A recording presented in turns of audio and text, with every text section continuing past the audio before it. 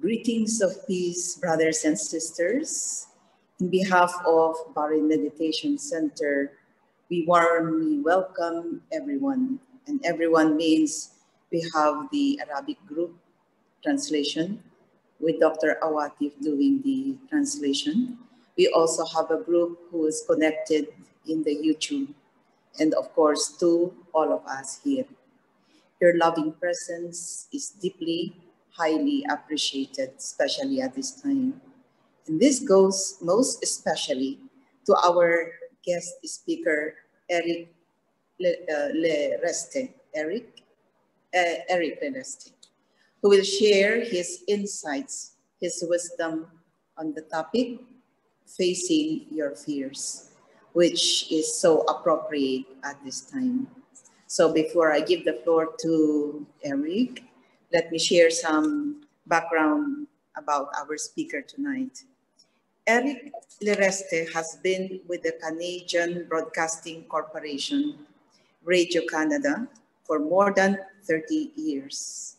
As journalist and producer, he worked for the main television news and current affairs programs within the French services.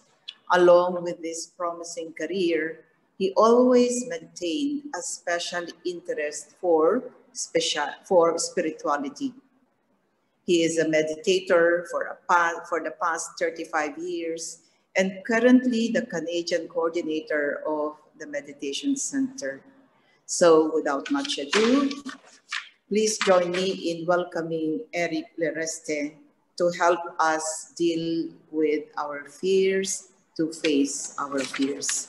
So very warm welcome, Eric. Thank you very much, and so happy to join you. So hope you can hear me well. Sound is good? You can see me?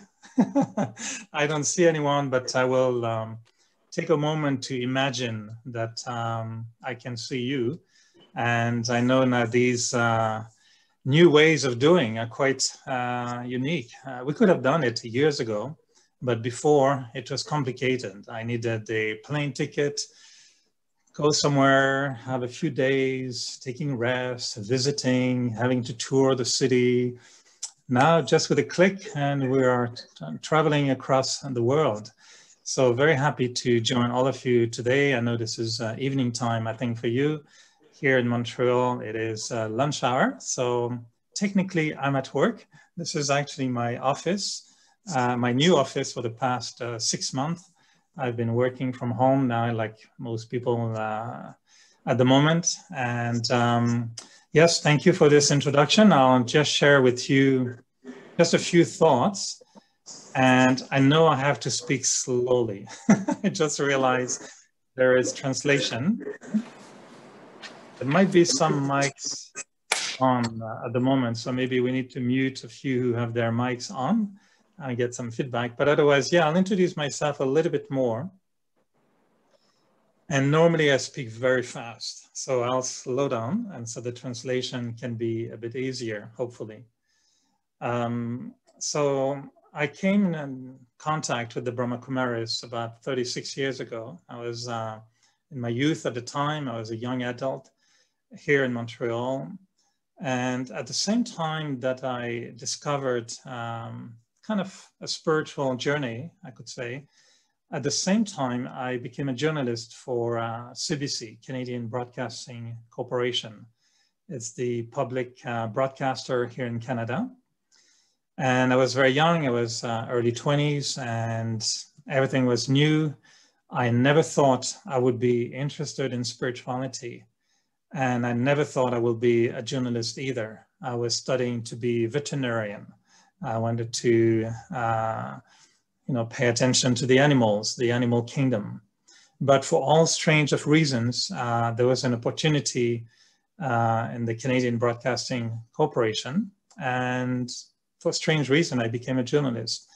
Then I became a producer for radio, then television, national television, and I was very fortunate to be offered incredible jobs in CBC. And I've been able to work with some of the best programs in television, some of the most stimulating people I met in my career as well. I was responsible at some point for the evening newscast at 10 o'clock at night. And I don't know if it's the same in your countries, but here this is the main news hour, or it used to be. Now with the web, things have changed. And it was quite stressful, to be honest, to have to be responsible for such a big team, and the 10 o'clock news in the evening with the main anchor, and the impact also in the society. And I know that sometimes we talk about stress, but really stress is another form of fear, isn't it? It's a way to deal with fear, which creates stress. So I'll talk about it, but I just want to set the context that although I'm quite usually a smiling face and I'm kind of easygoing in my life, tend to be fairly light. And this morning I was thinking, do I have any fear? You know, what am I going to talk about? Because I don't relate very much to this notion of having, I would say, obvious or apparent fears. But I had to deal with a lot of issues in my career, in my job, that kind of connect with this fear in some point. So as much as I was evolving in the CBC, enjoying my work, and the beauty of being a journalist and a producer is crafting the reality so other people can be more informed about what's happening in the world. And I know we're accused all the time of being very negative. So I had the privilege to be able to work on some of the programs on television that are offering a spiritual view or human view, or a view based on values, not just the news, but also what we call current affairs or documentaries. So I've always tried to bring some hope, to bring something positive in what I do. So that was my professional journey, which is still happening. I'm actually officially at work now.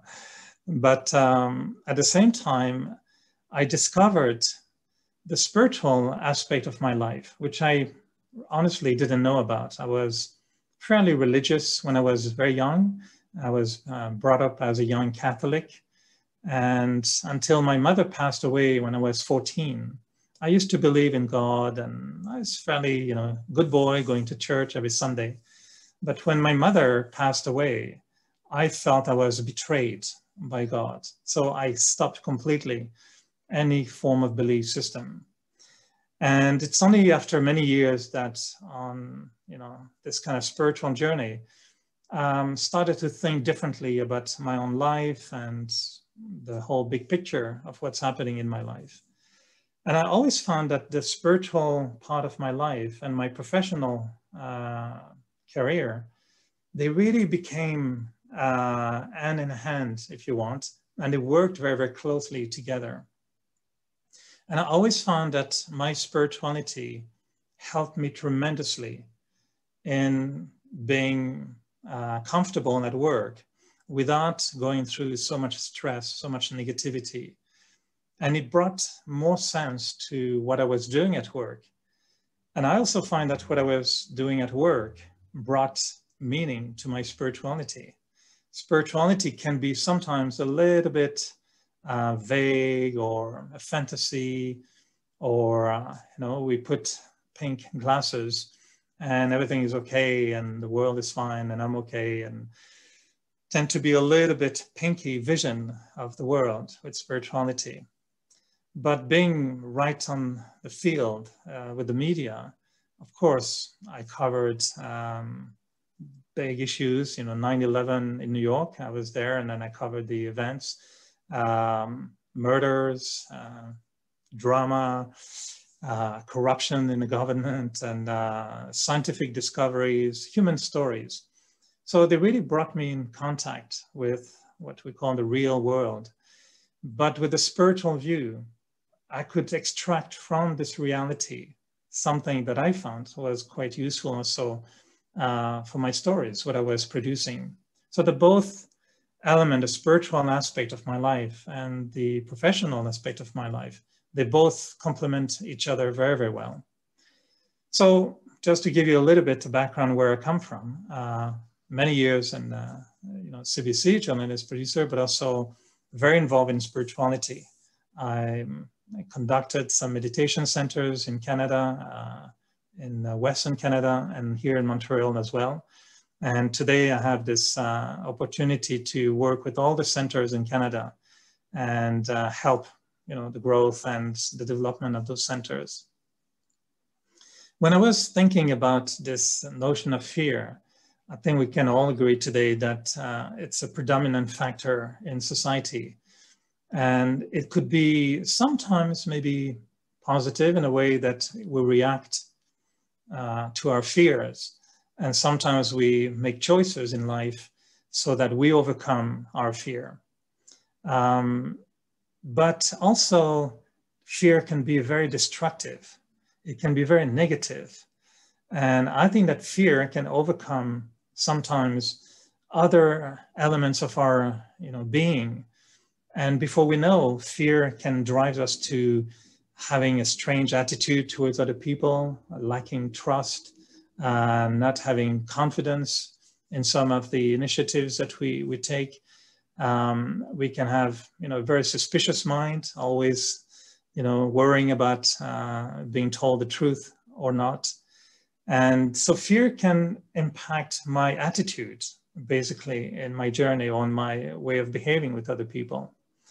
So when I was thinking about what kind of fears we're talking about is, I think that some fears come from the outside. COVID, the virus, the fear of contracting the virus. So the fear is out there and it could come to me. If you are in an environment where there's a lot of violence, I'm talking recently to a good friend of mine, and she lives in a part of Montreal. Yes, in Montreal as well, we do have these issues. She lives in a very violent neighborhood. And the other day she was hearing gunfires, people shooting each other with guns. And she's never been exposed to gunfires. And it's very scary when you're hearing the shots happening just next door or a few blocks away from where you live. So this is a fear that comes from outside. The fear when, I don't know if you've ever been on a plane and the plane starts shaking. I remember very well being on an Air France flight coming back from France and coming to Montreal. And it was such a huge storm that we went through in the plane.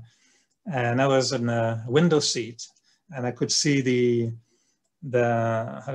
wing of the plane. And the wing was really moving like this and curving. And I was just thinking, how much can a wing curve before it breaks?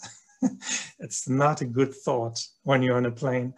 But I was just saying that this wing was really moving a lot. And to be honest with you, there was a strange emotion, and it was fear. There was a certain fear in me, which I was trying to change with my mind. Everything will be okay. Don't worry. The plane has gone through storms much worse than that one before, probably. So the fears that come from outside, very often we can't change the outside. The only thing we can change is how I respond to fear. And of course, we are left with positive thoughts, to be reinsured, understanding better what's happening. Sometimes it's just a matter of getting the right information. But there's not much we can do from, in terms of changing the situation on the outside. But the other types of fear that I think we're dealing with are the fears that come from within. And very often those fears are generated by myself. I create those fears all by myself, sometimes even with no reasons. And I even create the reasons why to have fear. I remember for me, one of the fear I had a long, long time ago was public speaking, believe it or not. No, it's easy. I'm just talking to myself basically on a computer, and I'm trusting that if nobody can hear and if there's no connection, somebody will tell me, but I think it's fine. And I used to really be very, very nervous before speaking in front of an audience. And even sometime in a small group, we'll be in a circle and then we just had to introduce ourselves or say a few words.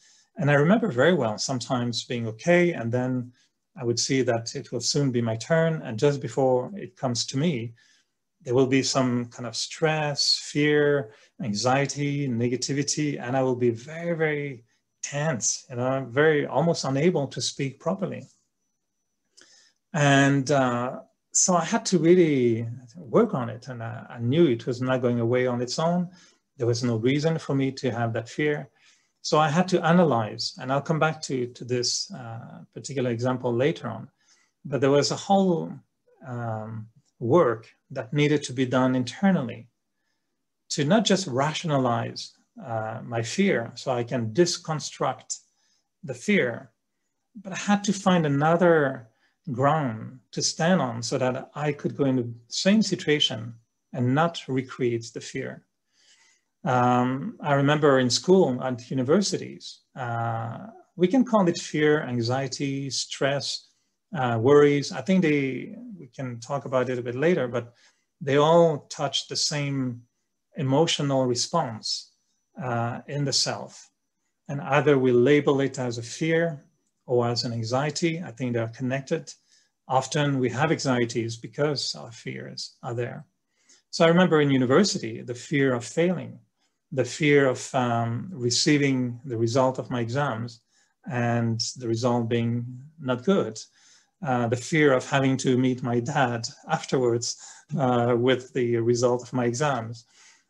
If you make the list of fears that are potentially in the self, we can find quite a lot of those, and they are not of the same caliber. Some are small fears, some are big fears. I would actually challenge all of us right now to think just for a moment and to think of maybe 2 or 3 types of fears that we can identify.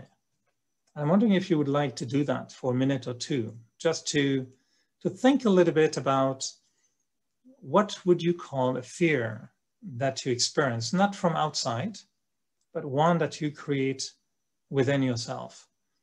Is it a fear of failing? Is it a fear of confronting? Is it a fear of how people will think of you or what they will say about you, public opinion? Would you be able to put a label on the fears? And I see some are responding with the fear of the unknown. What are the fears that we have to deal with? If you don't know the fear, you may look for the, how to call it, the byproducts of the fear. So your stress.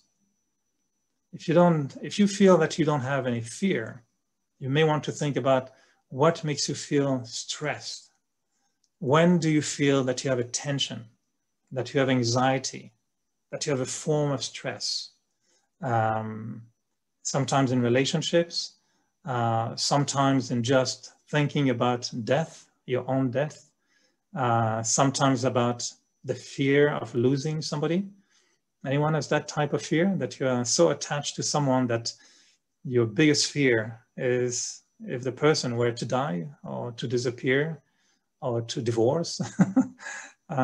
So I'm trying to actually push one of your buttons so you can feel pain. Pain is also sometimes a byproduct of fear. So imagine I'm just trying to push different buttons until you say, ouch, okay. And when you feel ouch, there's something there, right? Someone says fear about not being good at my work. Yeah, the fear of not performing properly. There are so many different aspects connected to those fears. And fears can be sometimes I would say, destructive in a form which is almost like aspiring. It's almost like the vacuum cleaner. You know, it's a fear that takes away your energy, your emotions, your ability to express, to say, to speak, to be in general. And the fear has that potential to suffocate the energy of the soul, of the being. It just draws and drains the energy. Other fears create the opposite. They are volcanic fears. Oh my God, oh my God, oh my God, oh my God. You become a bit crazy. And that fear makes you explode in energy. It makes us say things. It makes us do things that we regret most of the time. So there's some explosive fears and some implosive, I would say, fears. They're not the same. And sometimes those who are very draining our energy and our emotions and our personality, they're the least easy to recognize because we want to oppress them. We want to repress them. We want to hide them. We don't want them to show. And we're very good sometimes in looking good, but feeling bad. Anyone has ever felt that?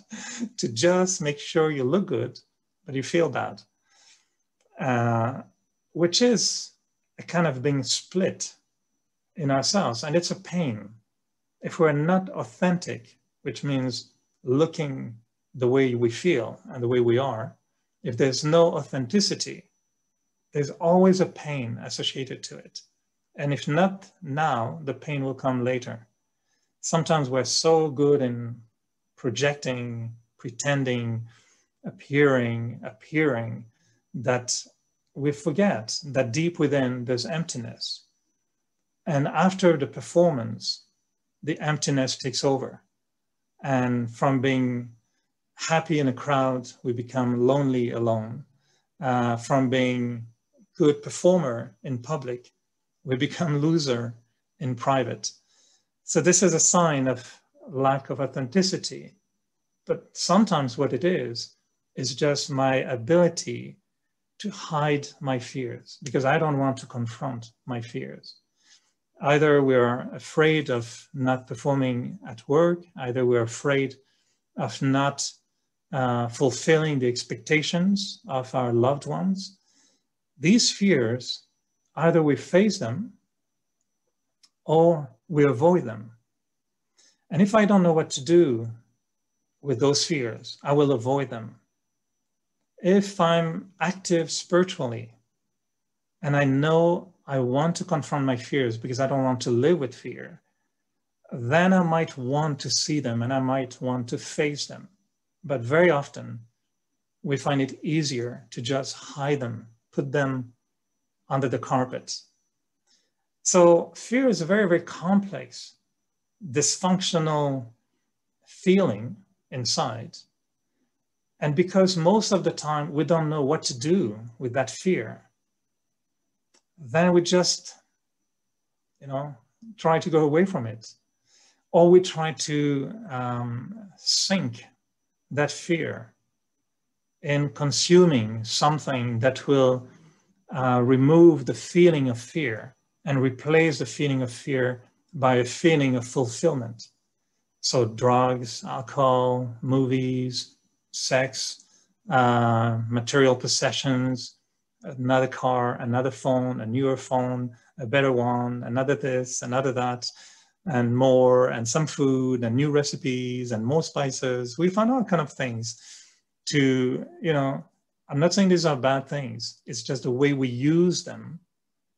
If they're meant to make us feel full, when actually there is fear that makes us feel really empty, then we're cheating. We're just hiding the fear and pretending it's not there by covering it up with an artificial mean that will allow me not to face my fear for another day, for another week, for another month, for another year.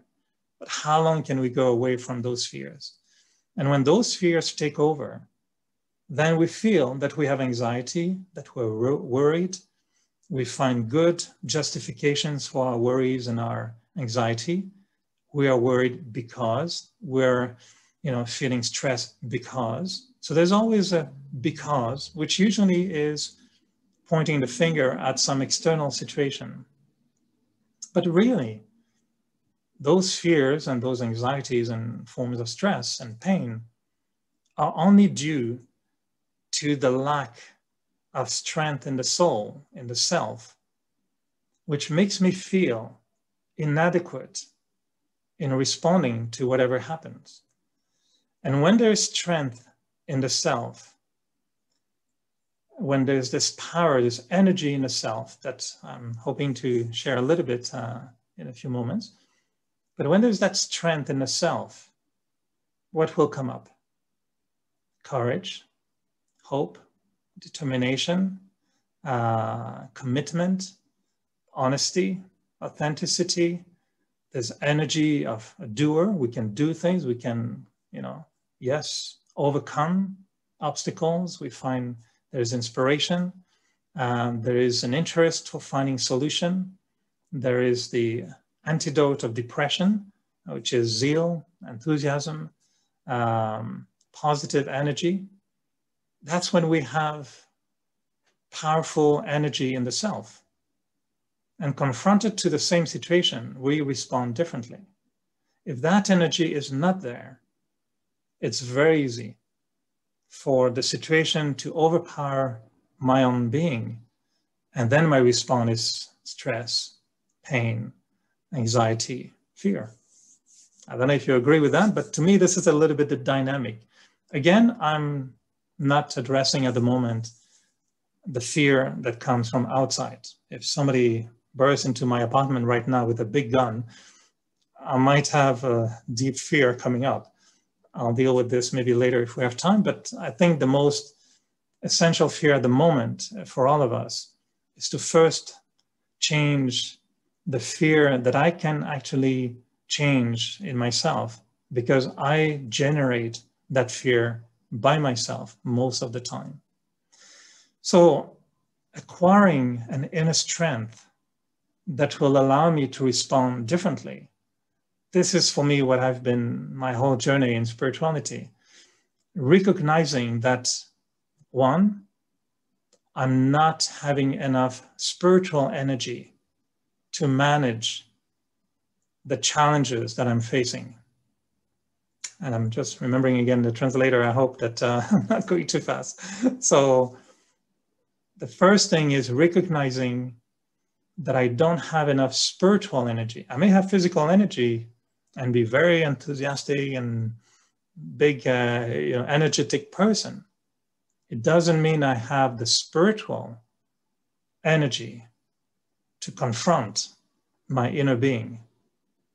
So first of all, I recognize that I'm missing sometimes enough pure energy, spiritual energy, that will give me the strength to face my hidden reality, the one that I'm not usually projecting on the outside, but the one that I'm living all by myself when I'm alone with myself.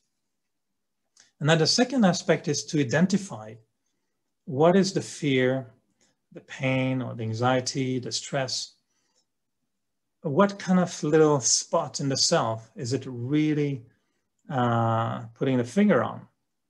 Because it could come from so many different aspects. Recently, we were dealing with the mask, and then some places, of course, we have to wear the mask everywhere we go these days. And one person told me, I can't wear the mask. Every time I put the mask, I panic because I was, as a child, somebody tried to suffocate me and they stopped me from breathing and I almost died. So when I put the mask, I have that fear that I'm going to die. And I thought, wow, this is really, I don't have that fear, of course, in my case, but I didn't know that for some people that become a reality. And suddenly, yes, there's an outside situation wearing the mask, but it refers to a very deep old memory that is still vibrant in the self, which hasn't been solved, which hasn't been resolved. So I told her, well, you can't just change the outside world. We can't just, say, okay, I'm not going to wear the mask. I mean, unfortunately, in some places, you have to, and particularly if you're in a hospital or in a place like that. But what about the memory connected to the fear? Can that memory be changed? And of course, I'm not a psychologist, and I totally highly respect the work that psychologists and therapists could do with such a case. And I would leave them, of course, that part, because some part has to be dealt with in that particular field of expertise. But on a spiritual journey, I may be able to address my eternal identity, maybe. Maybe I am invited to meditate. My Google thing, I'm talking to Google, so he's trying to say, I don't understand what you say. Google told me, I don't understand what you're saying. I'll repeat. So this concept that maybe in meditation, I can open my consciousness to this notion that are we really mortal? How do I define death? This is a spiritual, it's not philosophy or psychology. I'm talking spirituality. My body is mortal, of course. The body will die, that's no doubt. But what is within me? Is this going to die? Is it disappearing? Did I exist before this particular body? Will I continue to exist? I'm not going to offer any solution here, but I'm just saying, if we open the consciousness to different ideas, can I change my perspective or my perception of myself? And is changing the perception I have of me going to change how I feel about what's happening to me? And I've personally done a lot of work, because I almost faced death in my life recently, a few years ago, and a very unfortunate dive, like you normally do when you're 20, not when you're almost 50. But I did a stupid thing, and I was diving in the wrong place, and I thought it was fine because we're diving in the same area for many days and everything was fine. So I presume it was the same thing, but there was a big rock and I broke my head. And it was pretty intense, it was a very, very, very intense moment. Was there fear of dying? At that time, you don't fear anything, because I think there's a natural system in the self which blocks any form of fear. So the energy can be concentrated on the healing part or on the traumatic moment that we have to manage at that time. So I didn't feel fear at that time. There was a lot of pain, and it was just the thinking of how to deal with pain. But all the doctors keep telling me afterwards that I was a miracle. They say, normally you should be paraplegic or, somewhere else, but not in your body, because you really hit yourself very, very badly. And it was a big opening, there was surgery and all these things. And the fear came, I think about 3 weeks later. Honestly, it didn't come right away. It came about 3 weeks later, when everything was a bit patched up and, the pain reduced. There was less of this traumatic moment. I remained kind of stable during the time. I keep joking and being okay. But 3 weeks later, the fear bursted in my head like I didn't even expect it. I didn't even anticipate it. I thought I was, bad thing happened and that's over and I'm okay. And my pride and my vanity was saved because it was under my hair. So I could save the way I look, The doctors scared me to death by saying, if you had dived just 2 millimeters on a different side, you will have lost your eye and your nose and everything. So my pride and my vanity said, oh my goodness, then I will have lost, whatever beauty was there. And so, yeah, I was in the external was safe. But 3 weeks later, there was an eruption of fear in my head, which suddenly came about the fear of dying. And the thought came, you could have died. And I knew it was true for the past 3 weeks. But as I said, it was a kind of mechanism that didn't allow me to have that thought right at the beginning. Otherwise, I would not have been equipped to deal with that thought. So it came 3 weeks later.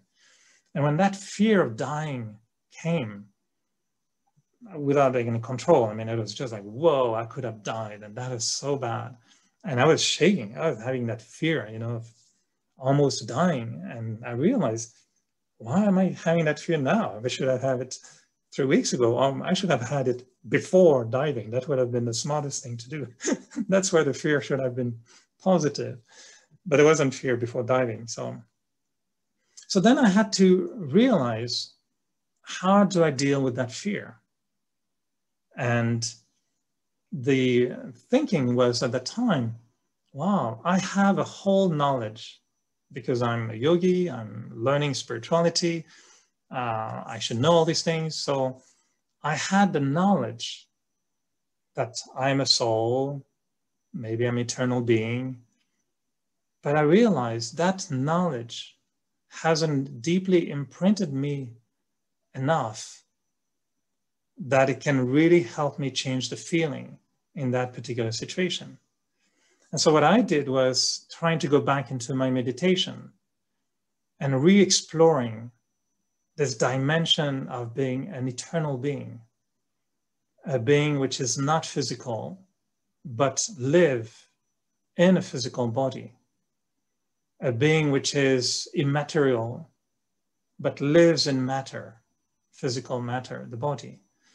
And when I explored that experience in meditation, I really felt as if my fear was just melting like snow under the sun. You know, it was just, the fear was gone. And it didn't last very long. I had that kind of fear attack for, I would say, a few days, maybe even the time I had to process all this. But with meditation, I completely changed that feeling. And it brought me so much closer to what I really needed actually to experience, which is not about fearlessness, but it was more about actually being amazed at the beauty of life. And I found that having love for life removed effectively fear of losing life. I don't know if you follow a little bit. So it's not that I counter fear by teaching me not to have fear, because this could be sometimes not just to neutralize fear by saying, I have no fear. Oh, it's good. I mean, fearlessness is a virtue. It's a beautiful, it's a powerful virtue to be fearless. But we have to make sure that the fearlessness doesn't come from just the desire to not have fear. Because otherwise it's like saying, I don't fear death, but actually I'm so afraid of death that I don't even confront the possibility of dying. So I say, I don't have fear of death. Actually, I do, but I haven't solved it. And so for my experience, it was more like, if I realize the beauty of life and how precious life is, and I can relive every day more intensively, which is exactly what I've done for the past 3 or 4 years now since it happened, to re-acknowledge every day the beauty of life. I find that now my fearlessness of dying is not connected to I'm eternal and anyway, I'm not going to die. But my fearlessness towards death is I'm one with life. I am life. And I'm never going to lose that appreciation of life. And I don't know if it makes sense to you, or I hope I'm not too complicated, but where I'm getting into it is that when we have to face a lot of our fears are only connected to the fact that we feel that we're inadequate, we're not good enough, we're not able enough. Am I right?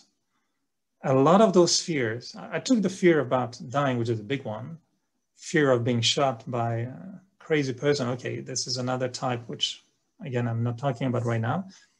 But the inner fear, I would dare, I'm not a total expert, but for having thought about it a lot and practice, a lot of issues in my life, I think a lot of our fears come simply from this feeling or this view of the spirit or the consciousness that I'm not good enough, able enough, or capable enough. And so we're confronted with a form of lack of self-respect and self-esteem. And if we think about it, if you don't feel comfortable in doing something, and there's some pressure on you to perform and to do it right, there's definitely going to be a form of stress or negativity or anxiety, unless we become very honest and we tell people, listen, I'm not qualified for this, and I'm very comfortable to tell you that I don't think I should be doing it, or if I do it, I would ask you to respect the fact that I may not do it as well as you expect me to do it. Honesty will break lack of self-esteem. Honesty is a friend. Lack of self-esteem is damageable for the self. And in my personal, I would say, efforts or exploration or experiences, my inner laboratory, I saw that that situation I described in the beginning, where I'm in a circle, even of people that I know, and it comes my turn to introduce myself and I'm feeling nervous. And I knew I connected it very, very clearly after thinking a lot about it. I realized that actually my fear was initiated by a very strong conviction that all these people are so much better than me. They're so much more qualified than me. They are so better in many ways than if they knew how bad I am inside. Deep, deep, deep within me, there was that kind of little worm, little toxic thought that was there, which I would justify and prove by listing all my imperfections. So that lack of self-esteem would generate in me a very strong fear of public speaking. I don't know how it's called in English. It's called the imposter. No, you're a cheat. You're fake. You're pretending to be someone you're not. And so then I thought, okay, what do I do? How do you change that? And I couldn't. I mean, it happened to me over and over and over and over again. It was always there, at work and even at the meditation center. Sometimes I would feel a little bit, shy or, unable to speak properly. And I would see these people and I keep feeling, I think I'm putting myself lower than all of them. Externally, I would never do that. I may even have ego that sometimes will take over and make me, like I said earlier, perform in such a way that I may even present myself as if I'm better than anybody else. But that's my ego. But the ego is also there because there's also a lack of self-esteem. So it took me into a long journey of exploring what is self-esteem and what is self-respect? How do I get respect? How do I start to respect myself or to have esteem for myself? And I saw some philosophies or therapies and different approaches that almost wants to sell the idea that you're bad, you're crooked, you're broken, but you should respect yourself as you are. And I thought, I don't know, this is cheap deal. This is okay. But it didn't work for me because I realized I still have deficiencies. And they keep saying, yeah, but Eric, nobody's perfect. You have to accept your imperfections like that. And I thought, not really. can I have a self-esteem without being worthy of having esteem for myself? Don't I have to gain my self-esteem? You know, in some of the tutorial or in mentoring approaches, or, you know, the old types of teachers where the teacher is the all-knowing, all-powerful, the student has to really struggle before he earns the respect and the dignity of the teacher. So I was wondering, would I need to do something on me so I can have an esteem for myself and a respect for myself, which is real?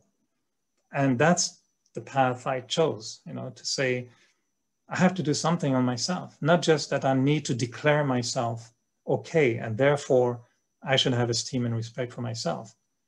I should see what is good in me and what is not good in me, which I know and I feel bad about. Well, then I need to change it. And if I don't change it, if I don't do something about it, I'm not going to increase my self-esteem. So I realized that self-esteem and self-respect were a very long-term process of re-taming the self, of relearning to be with myself in a healthy relationship, to recreate a relationship with the self, which is healthy. So it definitely, of course, means at the beginning, yes, I'm broken. Yes, I have many defects. Yes, I have this, which is not good. Okay. Not to be negative about it is good. But now let me work on it. So I create a sense of respect for myself, a sense of esteem for myself, which is real, which comes from a value that I can say, look, I created that value in me, and I'm very proud of it. So if I created a simple value, for example, I'm a bit serious now, and I apologize if it's too too serious, but I tend to be actually more of a joking person all the time, and I tend to joke all the time. And but when I joke, you know, I tend to increase sometimes the reality. I may even mention it, but I would tell you what happened yesterday, but I will increase a little bit what really happened yesterday. So it's more funny. And one day I thought, Eric, is this a quality? Is it good? You know, can you excuse a form of lying by joking? So one day I decided that I'm not going to increase or change, alter reality. I'm going to say as is, but I'm going to be still funny. So I tried to declare myself lie-free. No more lies. Even that's not bad lies, but they were a kind of exaggeration, if you want. And I found it tremendously difficult to not lie in joking, because I found my jokes were less funny. So I thought, well, if I'm losing this, you know, so I had to search, and it's a little thing. I'm just giving you an example.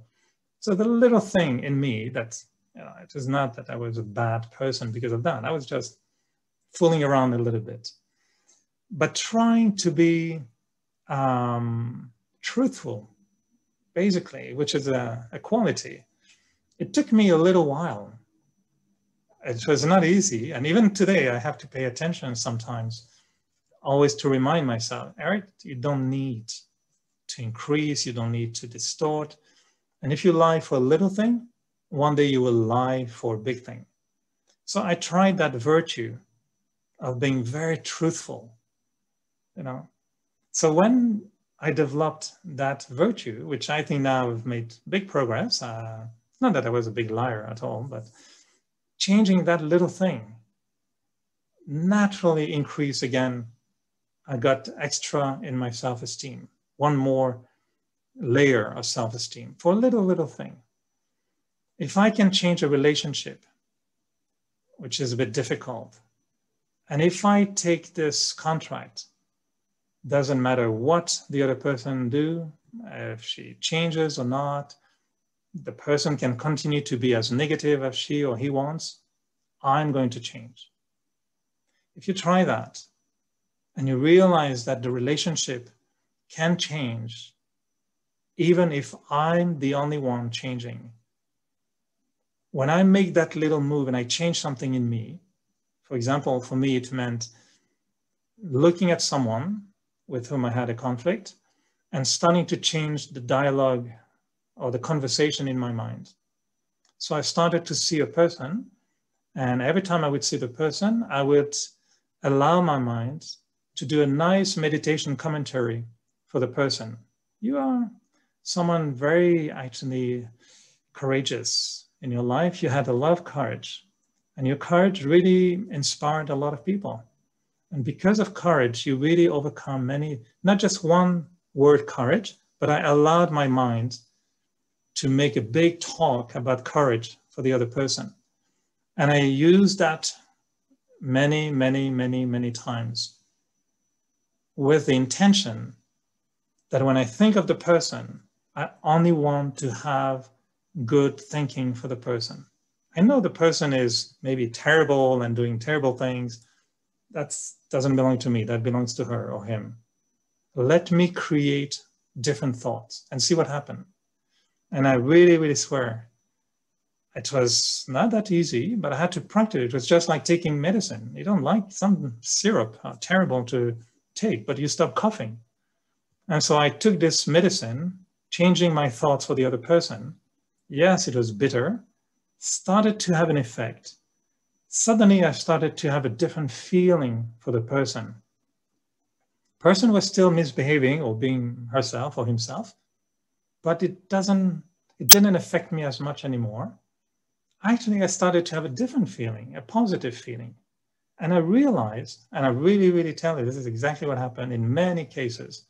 The other person started to be much more respectful towards me, started to be a little bit more kind, not like everything is fine, I love you, Eric. No, but just more, Eric, I know you don't agree, but this is my opinion. And at least there was no negative energy. And when that relationship, and I'm thinking of many actually, those relationships changed. Honestly, what's really, really changed was how I felt about myself. Not a wrong ego, but it was true self-esteem. That I'm a good soul, I'm a good person, and I mean well.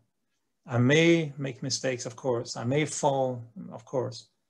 But I started to see the goodness in me, not by convincing myself that I'm good, because I saw it.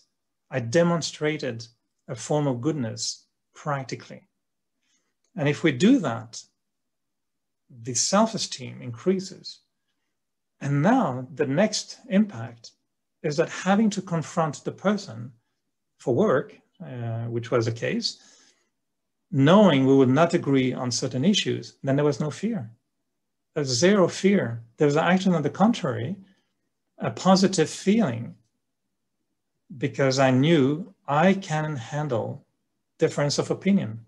I can handle difference of personalities. So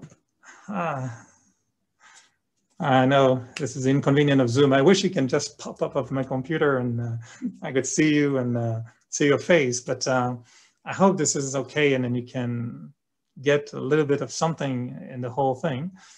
But I'm just sharing my own personal journey in what I believe has been dealing with the consequences of fear, which is very often my inability to confront situations because they created anxiety, stress, pain, or fear.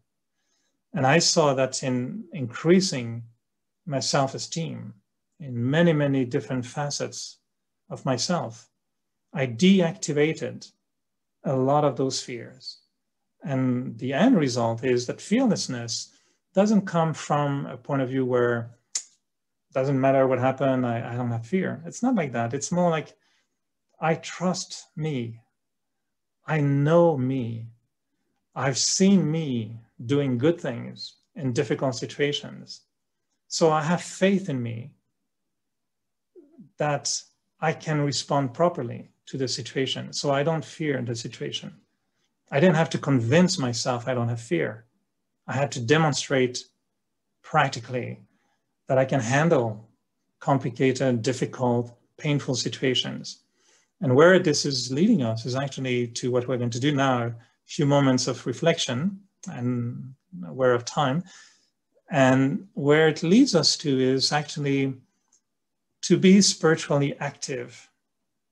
And I come back to that idea I shared earlier, that the spirituality will not be just about making me feel everything is all right if I don't do anything about it. And where the spiritual journey is not just putting pink glasses on the eyes, spiritual journey is about having an honest evaluation of the self, assessment of the self, and realizing that all the flaws in the self are the only responsible for my unhappiness. Outside situations are outside situations. There's nothing I can do about it, or very little I can do. But my flaws, my weaknesses, my defects create negativity in me.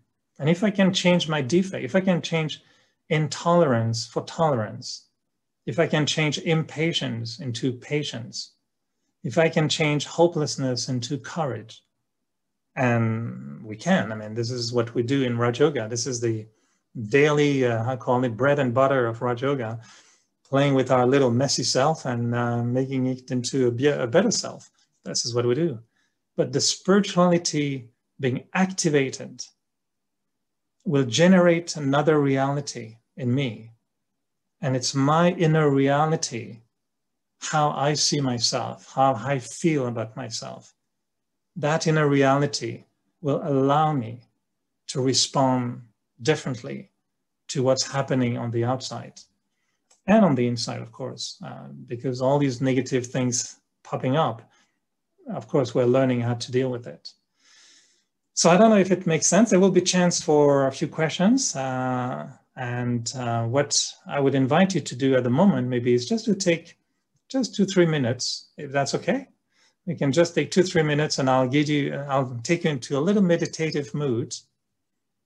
And then I'm happy to entertain any questions or complaints. You can send them to the host.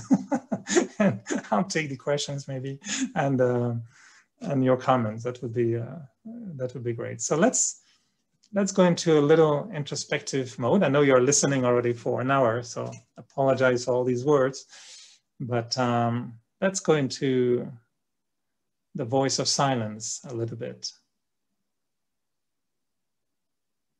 You may want to even keep your eyes open. You can just take a little focal point. If there's a flower or anything around you, just to keep your eyes open so it's natural. If we close the eyes, we're going to disappear out of Zoom and out of the whole world. So let's stay together. We're all here together. Whatever is your environment, keep your eyes open. And we're just going to pay attention to the speed of our thoughts. And to begin my meditation, I try to think slowly. It's a beautiful relationship with the mind.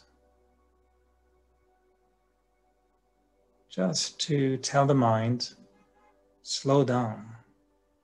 You can think, but think slowly, peacefully. And if I slow down the speed of my thoughts, very naturally, they will become more peaceful and more positive. So I think slowly, and I think peacefully.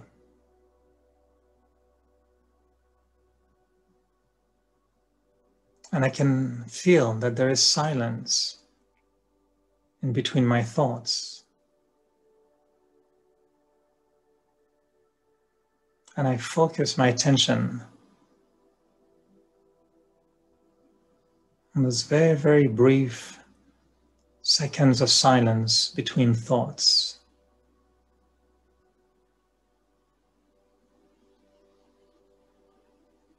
There's a thought of peace, then there's silence.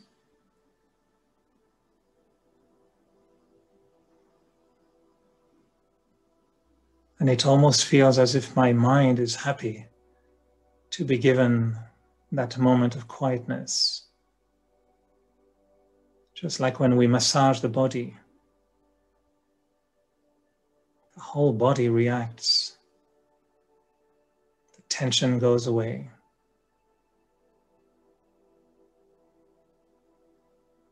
So when I slow down the traffic in my mind, the mind starts to relax. Almost feel as if my mind is thanking me for not pushing it all the time. I'm giving a chance to my mind to just relax a little bit. And I can feel that I don't really need to think about anything. Right now, my mind is very happy not to think too much. Just to concentrate on the mind slowing down, thinking slowly, peacefully.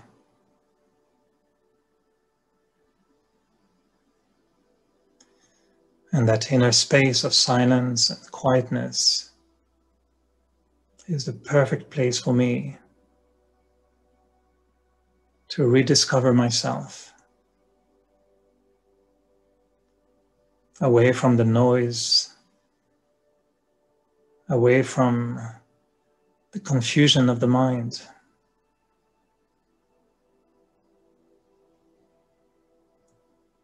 When I think slowly, when I think peacefully, there's no confusion. There's great clarity.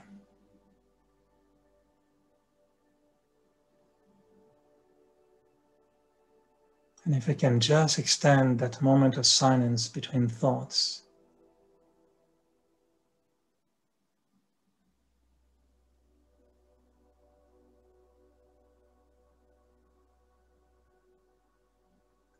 I know there is a lot of power, a lot of energy in that silence. It is not dead silence, but it is the silence of life, the silence of my heart.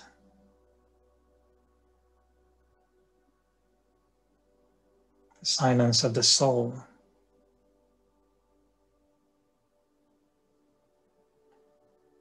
The silence that wanted to have a voice for so long,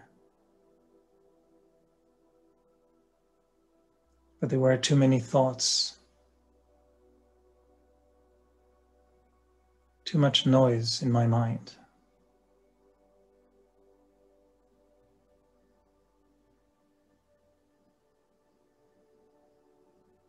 Just to think slowly.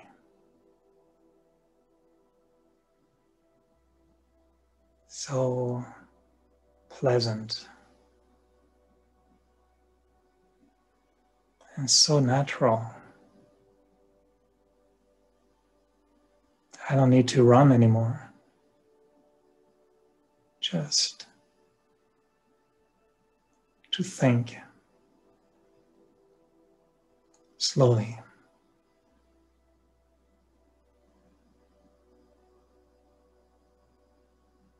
To think peacefully.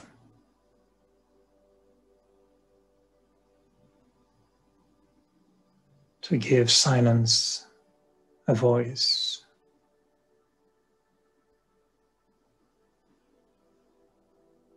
And to experience the energy, the power of silence.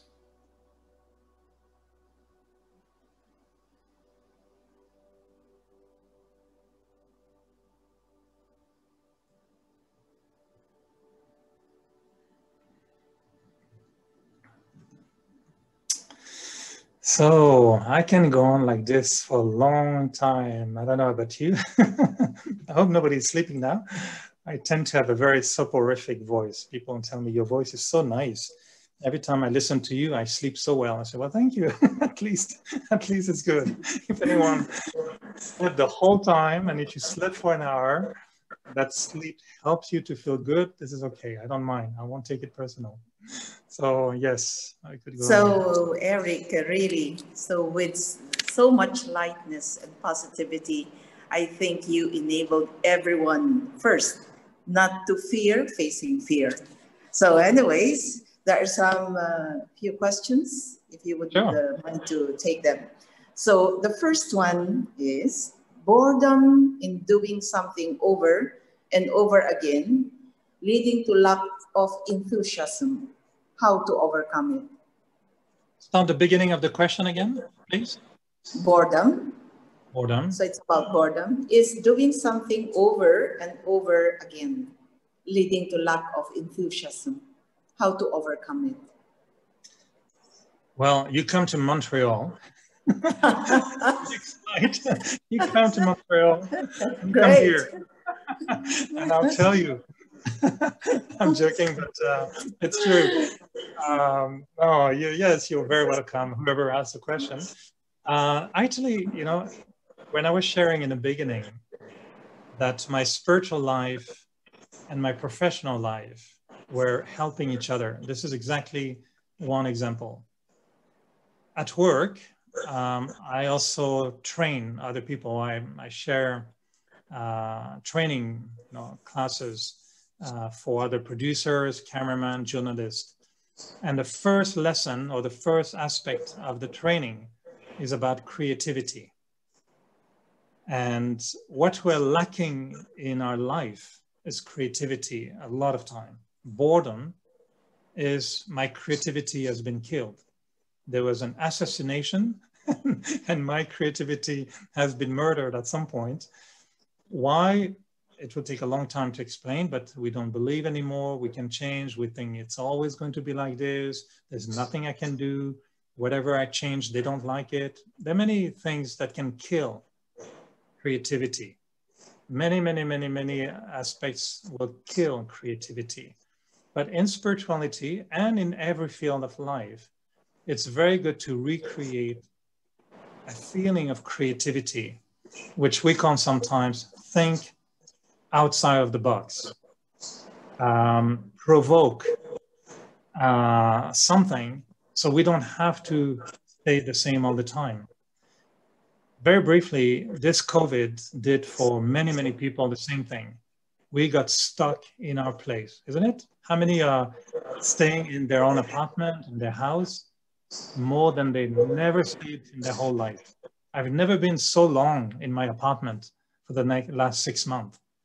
And in the beginning, I didn't do anything. And then like most people, after a few months, what happened? You start to look at your kitchen and you say, why is it like this? Maybe I should put this the other way. I changed so many things in my apartment in the last 6 months, more than in the last 20 years. Why? Boredom. I was bored. I was here all the time. There was nothing to do except being on computer all the day, all time. So I changed things in my kitchen. Now I'm changing my dining room. I'm going to change my living room. I changed my bedroom.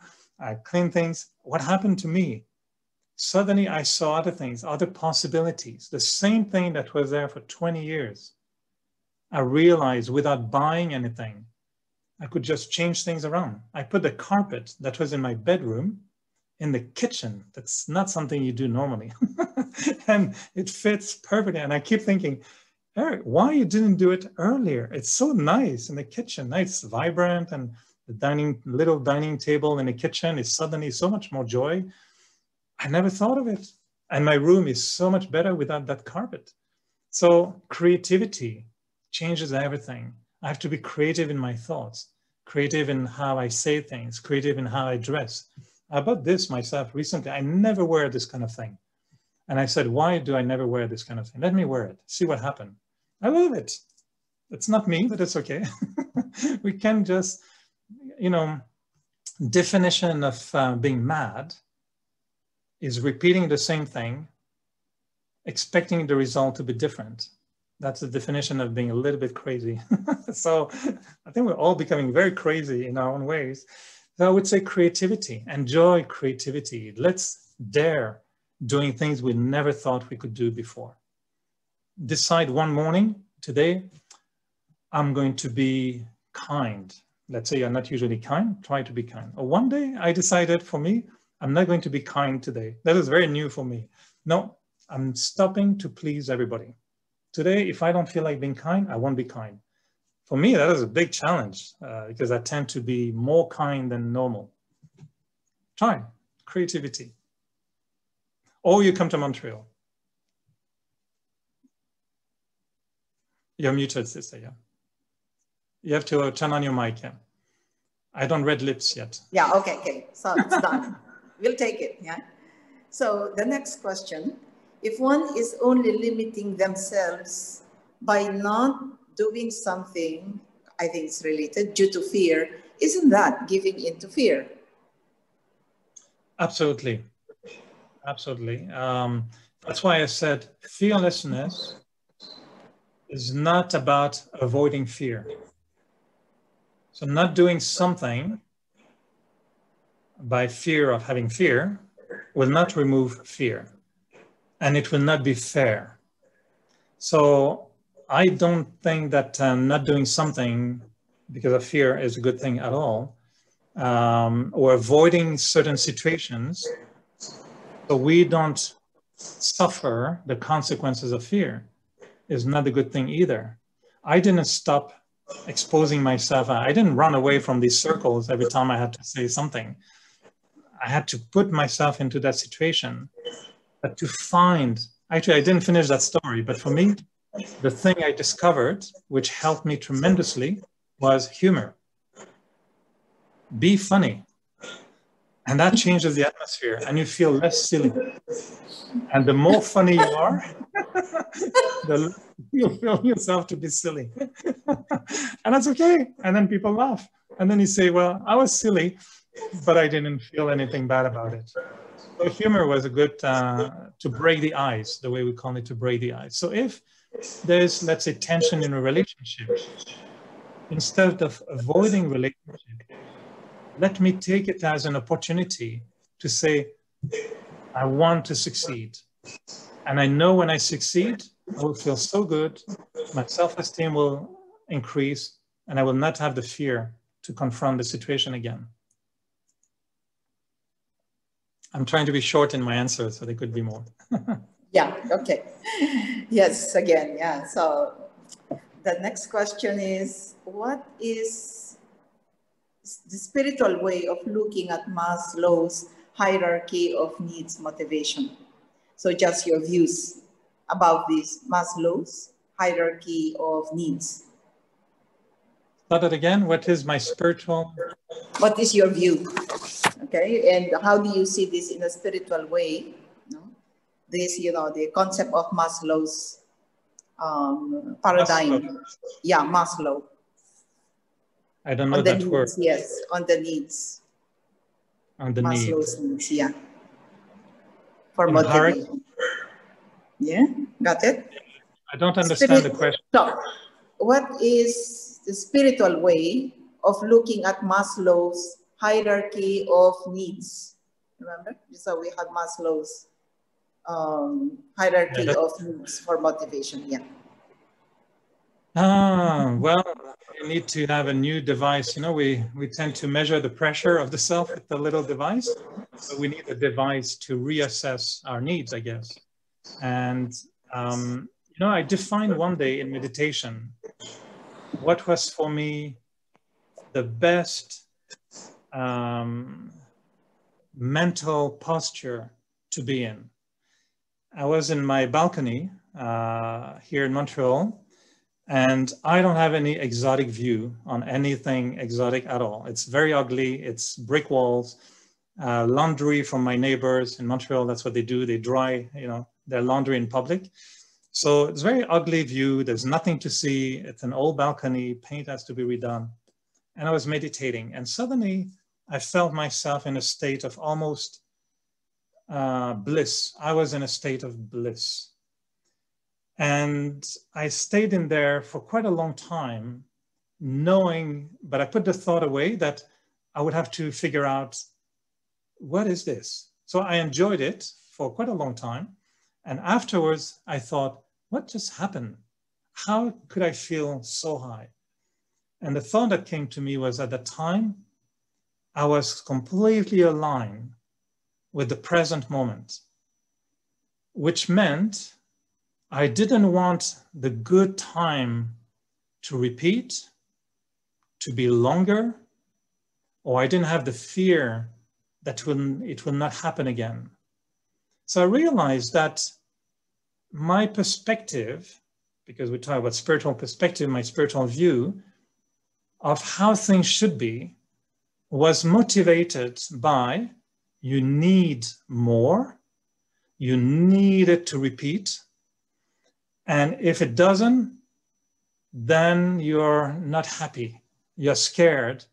It's like you meet somebody. Some people, they meet you, we're going to spend 3 hours together, and before you even start saying something, they say, oh, but you're coming for such a short time, only 3 hours, and you have to leave again in 3 hours. When will I see you next? And I say, well, I just arrived.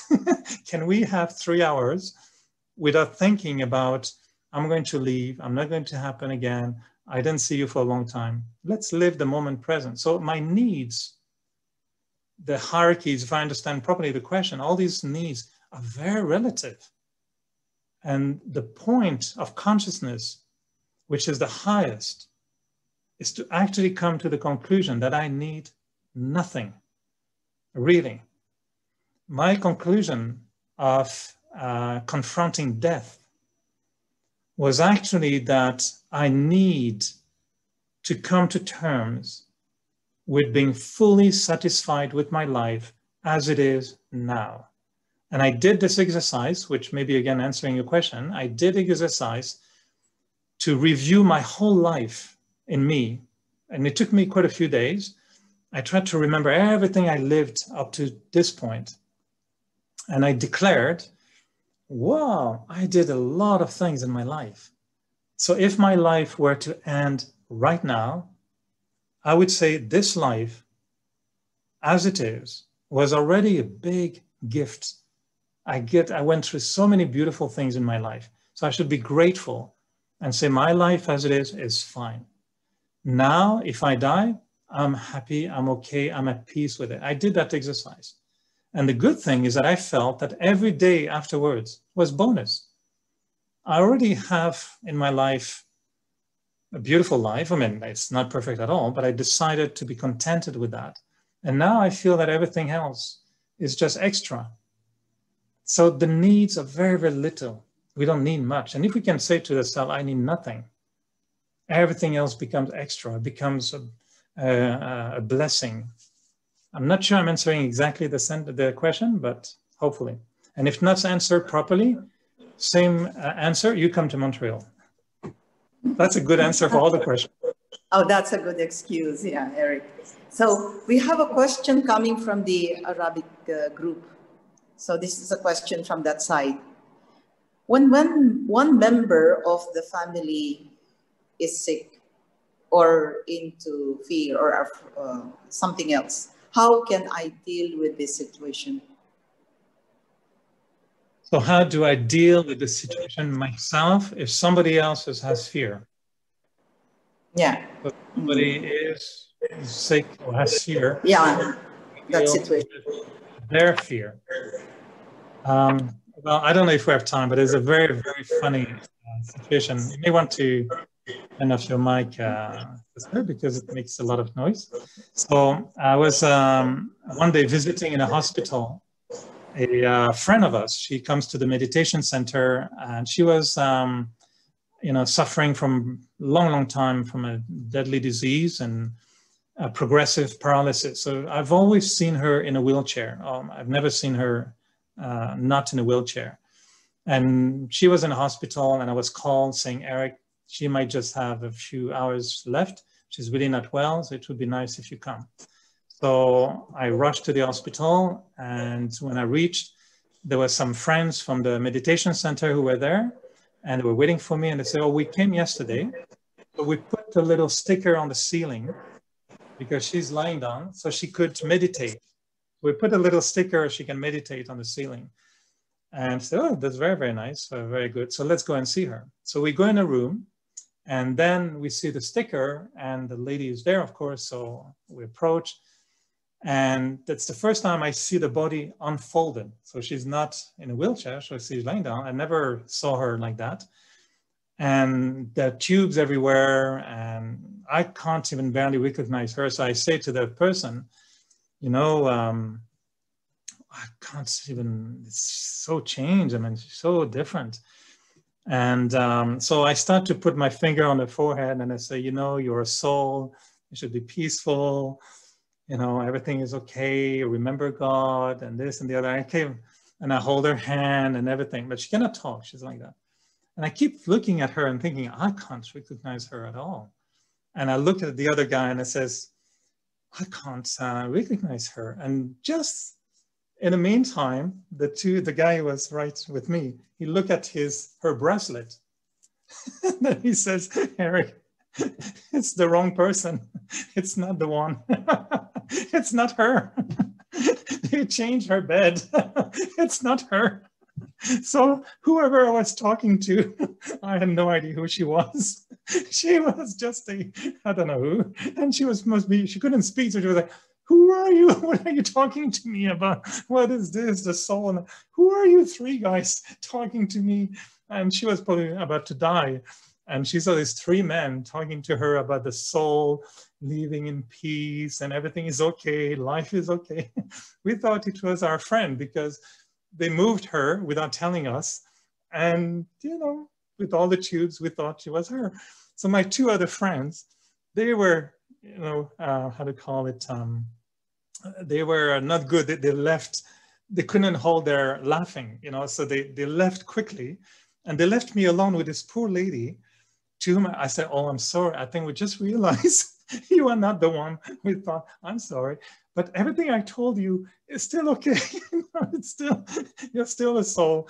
Don't worry, everything is fine. Life is good. You know, but I have to go because the one I came to see is dying in the other room. So we left. And then actually the one we came to see was not dying at all. And she was actually out of her bed in a wheelchair. And when we told her that for the last 15 minutes, we gave condolences to someone that we didn't know. But the nurses told us afterwards, she said, I don't know what you told that person, but she really, you know, enjoyed it very, very much. And she felt really, really much better, even she doesn't know you. So my point was, very often when people have fear, we go into their fear. And this is the worst thing to do, is to give power to the fear of somebody else. And sometimes we think it's called empathy, but it's not empathy. It's just not knowing what to do with the fear of somebody else. And the best thing sometimes to break the fear or to help somebody who has fear is to completely change the perspective, the panoramic view of the person. I accompanied a lot of people in hospital, and one of the men that we went to visit many times, he used to tell us, you know, I like when the yogis come to see me because they make me laugh. He knew he was dying. He had cancer. He knew he was dying. And he says, when my family comes, they make me so scared. They cry all the time. They make me totally depressed. I don't want to see them anymore. I said, well, you have to see them. But he said, when you yogis come, we laugh, we play, you tell us the stupid jokes. I just bring him somewhere else. And we all knew he was going to die, but we didn't give any power to the fear. We gave power to another reality, life. That's what I said in the beginning. Loving life makes me stop having fear of death. I really believe that. But yeah, when you go to see somebody at the hospital, first look at the bracelet to make sure this is the proper name. Yeah, so really humor makes a difference. And this is the last question, Eric. So we have gone over time, yeah, but last question. Are fears manifestations of traumas of past life? Could you throw some light on it? Very interesting question. Again, you should come to Montreal, but if you don't have a chance, many fears can come. I had a friend, he did what they called hypnosis, and he took people into regressive life. So I know it's a belief system. Many people don't believe in reincarnation, other people believe. It's not the point. For me, believing is giving power to a thought, right? To believe is to give power to a thought. And ultimately, I feel I need to choose which thoughts I want to give power to. So if it helps me to think that in my previous birth, I suffered something, and that maybe this pain that comes from another birth manifests itself today in this birth, well, let me use that concept and use it in such a way that I can change my thinking. And it's not because I experienced something in a previous birth, I have to experience it again in this birth. So why is it coming back to this birth? Well, let me use the thought, now it's coming back so I can settle it. Maybe I didn't settle it before. So if you don't believe in past birth, just say it comes from the past, whatever past it is, with my parents, in the womb maybe, or in my youth, or from a previous birth. But if it comes back again today in the present, let me think of it as it's coming now so I can settle it. So instead of refusing this thought to come, instead of reacting or repressing that thought, I accept it and I say, yes, come. You want to come? Come. But now we're going to do something right about it. And I'm going to finally settle the issue. So allow the thought to come, even if it's from previous birth, and say, I'm glad you're coming. Now we're going to settle it. How? To find the proper value, the proper strength that I need to have to respond to it properly. Self-esteem, courage, confidence, faith in the self, trust in the self, forgiveness, maybe something to forgive, you know, if it's coming back from the past. So yeah, that's good. It's a very good question. Okay, Eric, so there is a persistent request for this question. So yeah, how to deal with professional fear, which means for her is fear of failure. Fear of failure. I think that for me, the avenue would be honesty, real honesty with the self. Because what happens when there's fear of failure is that we're just giving power to the way we measure success. And that power we give to the way we measure success, this empower how we feel about who we are, regardless of our failure or our success. And honesty helps us to have what we call in spirituality equanimity. Either I fail or I succeed, doesn't change who I am. I am not the performance. I am the being who performs. And I love tennis. I play a lot of tennis and I love playing tennis. And you fail a lot in tennis, believe me. If they could just remove the net in between, it would be better. But they put a net right in the middle. It's a very annoying thing. And all the balls keep going into the net, of course. Failing or failure is only defined by the power I give to the performance, which removes the power I'm supposed to give to the performer, the actor. So it's much better to reaffirm that I'm a good person, that I have good values in my life, that I mean well, that I have good intention, to reconsolidate the feeling about the self and to become a little bit detached from the performance, because I know the performance will increase if I feel better about who I am. If I'm performing out of fear, chances of failing are higher. If I perform out of confidence, chances of succeeding are higher. So I'm not too focused on the performance, but on the quality of the performer, which is how I feel about myself. And then if I succeed or not, if I'm honest, I will not be affected the same way. I'll accept failure and I'll accept success, but I don't translate failure into bad feeling or success into, being totally crazy about it without being moderated. In short. So, Eric, I think we can go on and on, but I think everyone, if you have been looking at the comments, almost everyone had been expressing their gratitude. Yeah, so it was really great. So it was an evening that is, I would say, so full of inspiration, so full of humor, so full of a lot of things that we can pocket on, we can take from you, from the journey that you have been, and from the way you are showing us in terms of your speaking. And overall, we would say that there is no reason to fear how to face fear. So instead of denying, instead of running away, so it's good to face it. And you have presented really a very practical, inspiring way to join you in this journey. So as you said, so instead of just letting go life as the way as life, but we can choose to connect with the beauty of life. So thank you for the insights that you have presented us tonight.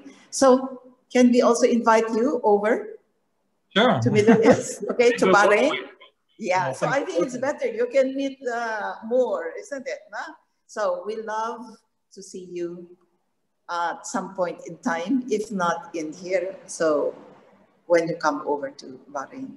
So really, it was a very wonderful presentation that would really inspire and motivate us to move on no matter what. Thank you so much. In behalf of everyone, Eric, thank you so much. Thank you to you for inviting me. Thank you to each one of you listening and watching. I'm really, really happy. I wish I would have seen you and exchanged physically. I'm happy that I'm sure you're all there. So from the heart, I give you all my greetings. Yeah, it's good. Some are opening their cameras so I can say hello and visible. I didn't dare asking you to open your camera in the beginning, but sometimes that's what I do. And I tell everyone, please turn on your camera so we can connect physically. But I don't want to intrude into your living rooms. But nice to see you all. Thank you from the heart for having me and spending all the time listening to this French guy talking. So all the best to each one of you. Greetings, blessings, and we may meet again. So yes, I know you have a program that you want to announce. Stay safe. Yeah. Thank you. Thank you, everyone.